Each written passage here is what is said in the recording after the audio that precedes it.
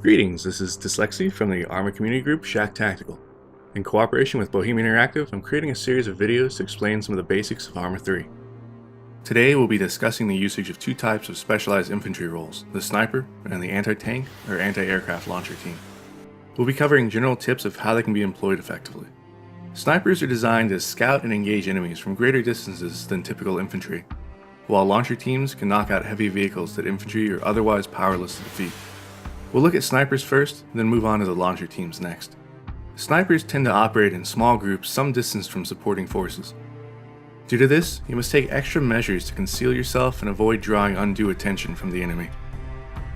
Your ghillie suit is intended to camouflage as well as break up your silhouette to make it harder to detect. The key to this being effective lies in picking intelligent places to hide. Nobody's going to believe that a bush laying on a road isn't a person, whereas picking a wooded area or patches of terrain that match the ghillie's colors is using it the way it was meant to be used. The same can be said of movement. A key distinguishing feature between an actual bush and a sniper in a ghillie suit is that the bush isn't going to stand up and start walking. So stay low, move slowly, and take your time. Be aware that being a sniper isn't all about racking up a kill count from a distance. A good sniper team not only delivers precision fires, they also deliver intelligence. Spotting the enemy and communicating this to the rest of the team can be more significant than just popping off shots. Sometimes you'll do far more damage simply by talking your teammates through an area, warning them of dangers, or helping them to focus their efforts. When you do need to shoot, you'll want to have a solid understanding of what you're using as a weapon, how far you're shooting, and how that distance influences things, as well as what your target should be. We'll look at the M320 rifle as an example of a sniper's weapon. This is a .408 caliber rifle with a 7-round magazine and a high-power scope. Looking through the scope reveals a standard mil-dot reticle. This is a first focal plane reticle, which means that the reticle scales according to the zoom level. The details of how mil-dot ranging works is a bit beyond this video, but if you intend to be a high-speed sniper, you'll want to look into it. Usage of a rangefinder simplifies the process, which most sniper spotter teams will have access to in some form. Arma 3 allows you to adjust your sight ranging. Once you know the range to your target, simply adjust as needed and the center of your crosshair will correspond to that distance. Bear in mind that at extended ranges, the bullet will fly significantly above your point of aim during its flight to the target and will strike with less force than at closer ranges. When you're preparing for an engagement, choose your targets carefully. Focus on high-value targets, leaders, people with powerful weapons, and similar. You generally want to aim for the center of the visible mass of whatever you're shooting at. While headshots can be achieved at closer ranges, a good chest or upper torso hit will kill just as well, and has a benefit of offering a larger target area and less chance for a near miss. You'll want to fire from the most stable stance available to you. Good positions will generally allow you to fire from the prone or in a sitting posture if grass obscures a prone perspective. Before firing, make use of your breath hold key. By default, this happens when holding your right mouse button down. This will help to give you temporary aim stabilization and is essential for long-range accuracy. Be precise.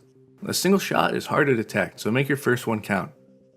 Remember that firing repeatedly from the same location makes it much easier for the enemy to find you and return fire.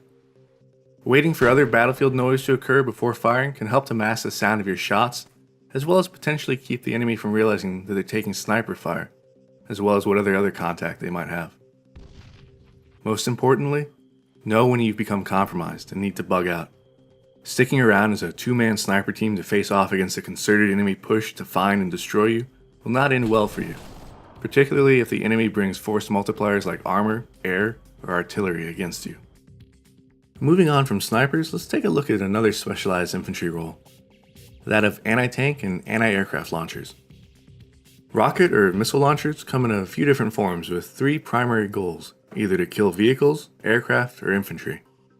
Anti-tank launchers are either guided, like the Titan Short and the PCML, or unguided, like the RPG-42. Guided projectiles are known as missiles, while unguided are designated as rockets.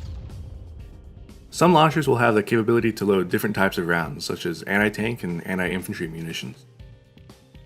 Rocket launchers have reticles that are calibrated for the drop of the rocket over range.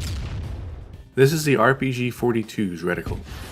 You can see that there are crosshairs corresponding to the point of aim from 50 to 500 meters. To use it, match the distance of your target with the correct reticle aim point and take your shot.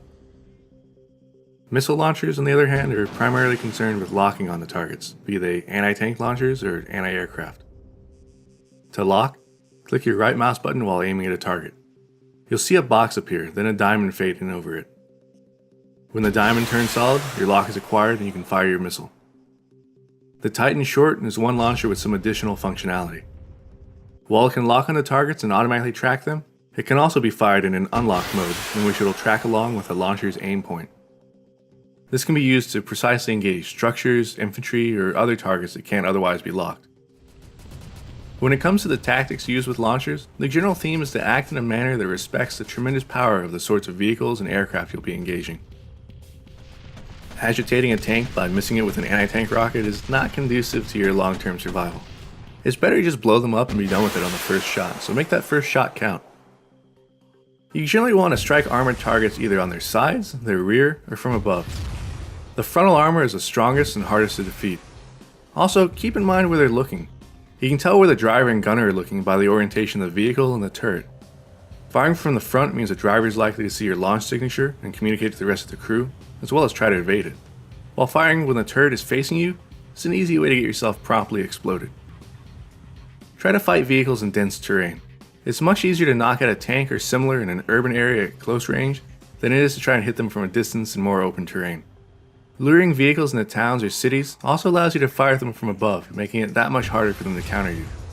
Try to select keyhole positions in which you can only be seen or engaged from a narrow angle. Knocking out a tank is great, but if his buddies saw you fire and return the favor, your victory celebration may be dramatically cut short. If you're using rockets against armor, it helps to have multiple gunners ready to engage. If the first gunner misses, he can rapidly communicate the adjustment needed to the second gunner, who can use that information to improve his chances for a hit.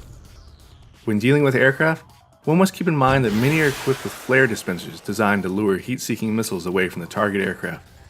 Because of this, you want to take extra care to fire only when the aircraft isn't looking in your direction.